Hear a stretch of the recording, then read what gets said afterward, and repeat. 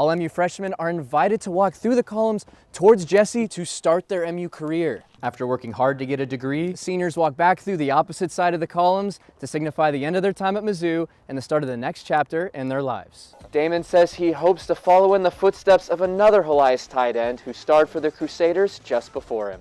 I spoke with a Columbia resident who lives on the same street where that murder happened over 3 years ago. He tells me this arrest has been a long time coming.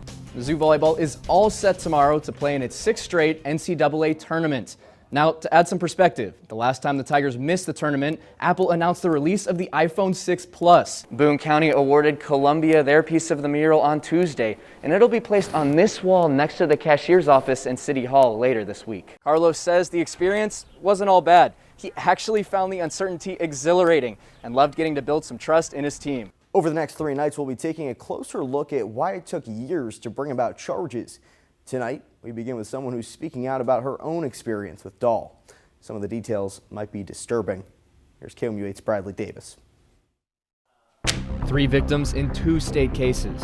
The victim cited is only 9 years old. He's the Audrain County man who's facing 14 felonies related to child sex crimes. Prosecutor added sex trafficking, child pornography, and 2 other felonies. Traffickers and buyers come from all socioeconomic backgrounds. Someone older like that and making threats, I mean, you believe them. William Dahl.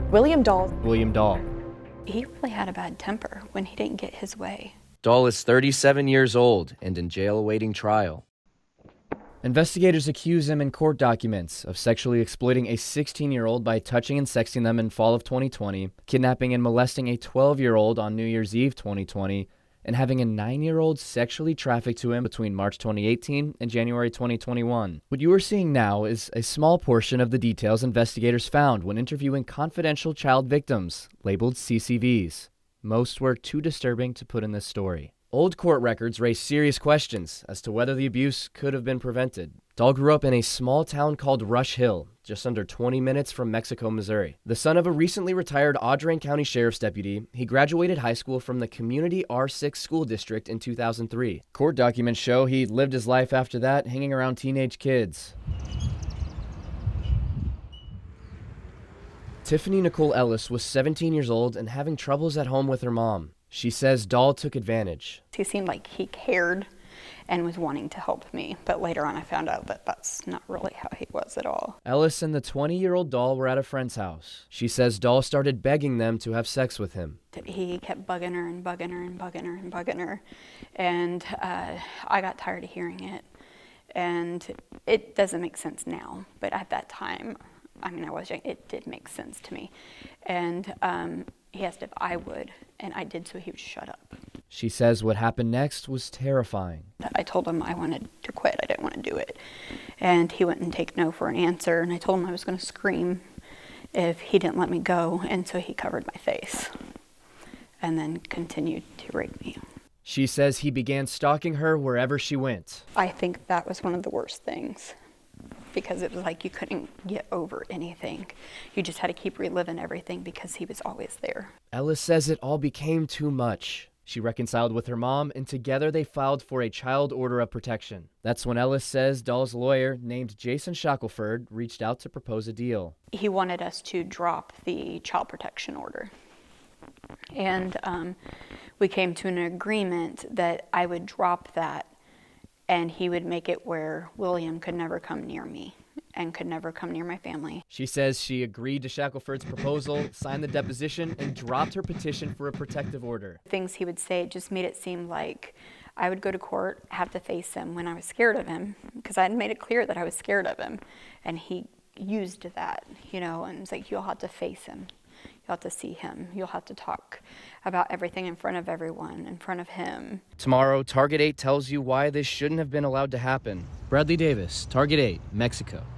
This is a cool story I think you're going to love. Lincoln University played its first home football game in almost 2 years last Thursday, and 5 of their new players came from thousands of miles away to help make the Blue Tigers better. KOMU 8's Bradley Davis found out how Lincoln's new recruiting philosophy made that possible.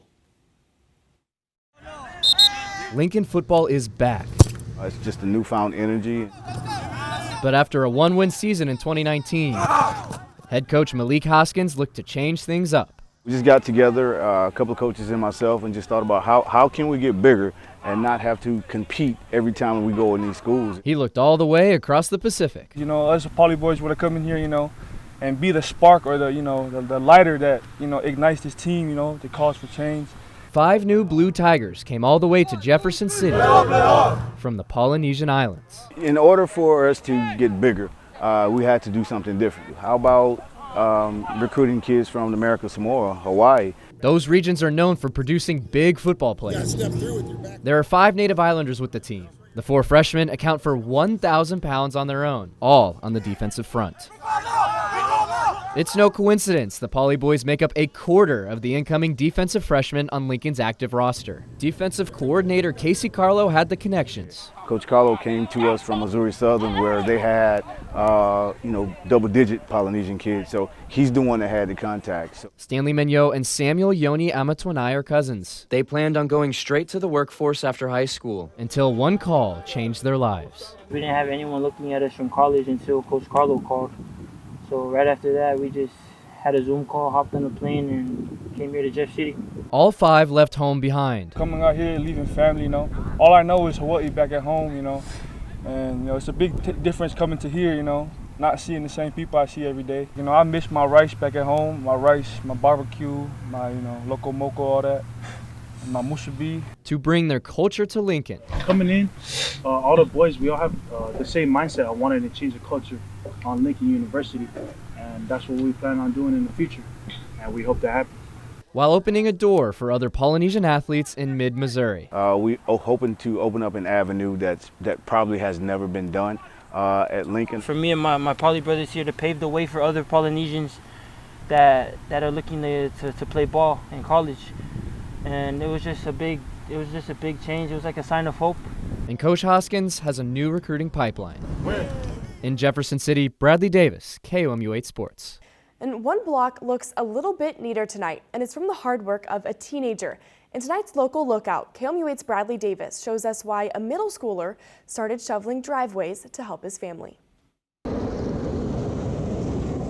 As snowplows hit the streets, it's gonna turn into ice. 13-year-old Pablo Grimaldo is focusing on as many driveways as he can. I just saw people were looking for shoveling. Pablo made a Facebook post on Tuesday, and the business rolled in. He put the post, and luckily we got people that hires to clean their driveways.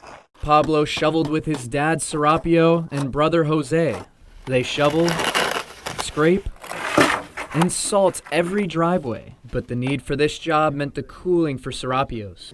With this weather, I work in construction and I don't have nothing to do, so it helps us a lot, yeah. And it's paying off. The Grimaldos helped 5 houses Wednesday and 4 the day before. They made $200 on just Tuesday's houses. Pablo has a couple ideas in mind for the money, one for himself and one for his family. To earn money to help him with his bills and for me to pay for my own phone. Serapio says he is proud of both of his boys for lending a shovel. Bradley Davis, KOMU 8 News, Columbia. Week 5, Mizzou hosting Tennessee. We start with what we know. Number 92, Harrison Mevis, has ice in his veins. got it! His 56-yard game-tying field goal last week is tied for longest in FBS this season, and he's had his fair share of big kicks, including this game winner over Arkansas last season. Makes it easy for fans to get excited. Coach Drinkwitz said repeatedly not to drink the Kool-Aid, about yourself. Are you drinking the Kool-Aid? I might be tonight. No, I don't know. Next, Mizzou's biggest concerns. Let's rewind. The Tigers are ranked 126 out of 130 teams in FBS rush defense. Back to this week, where Mizzou is coming off of surrendering 275 yards to Boston College. They are now ranked as the second worst rush defense in all of FBS. So who's to blame? I know the number one thing that causes an issue is when you do this. And finally, the bigger picture. Our goal is still to win the SEC East. Unfortunately for Mizzou, they may have bigger concerns. The Tigers need 4 more wins to be bowl eligible. If Mizzou loses this week to Tennessee, they'll need to beat a team currently ranked in the top 15 to have a chance at a bowl. So you could say the stakes are pretty high. And that's your Week 5 Mizzou preview. Well, Don Farrow, decades-old food menus, and the Santa Fe rail line. These 3 things sent one Mizzou alum back to campus And KOMU 8's Bradley Davis walks us through the homecoming history she found. Papa Kent doesn't have white hair.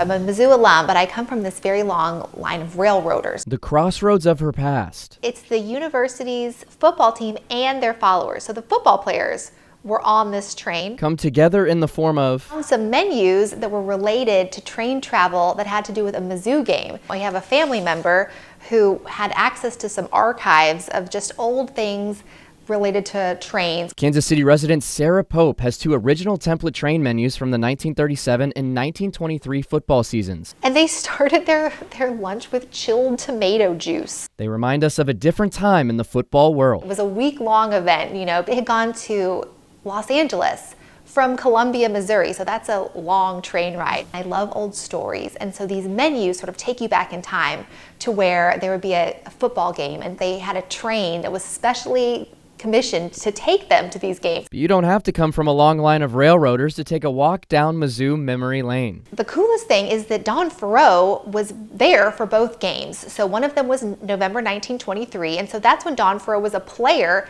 at Mizzou. The other one is in 1937. At that time, Don Farrow was a coach. Ellis Library has old MU yearbooks called Savitars from 1894 through the last issue in 2006.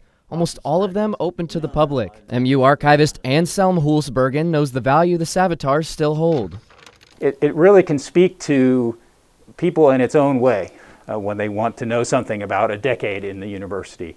This would be a starting point. If they want to know something specifically about a football team, this will be a starting point. So this homecoming present, take a walk through homecoming past. It's all right here. So it's a very valuable document from us, both from a historical and a nostalgic perspective. Read about the first homecoming from the time it actually happened, or this homecoming game with Oklahoma the same year as Pope's train map, a 10-0 win over Nebraska in '61, a high-scoring dub over Texas in '97, and so much more, and it's all right here. Pope has already visited Ellis with her husband to see these old Savitars. For her, it started with the menus. There's just this whole web of history that you untangle with when you just start looking into, like, oh, here's a proof copy of a menu. Like, who would have thought? Let me see you again. A connection found through her family's past. Everybody always bonds over their love of trains and working for the railroad. I think that was one of the first songs I learned when I was a kid. Was, you know, I've been working on the railroad all the livelong day. Bradley Davis, KOMU 8 Sports, Columbia.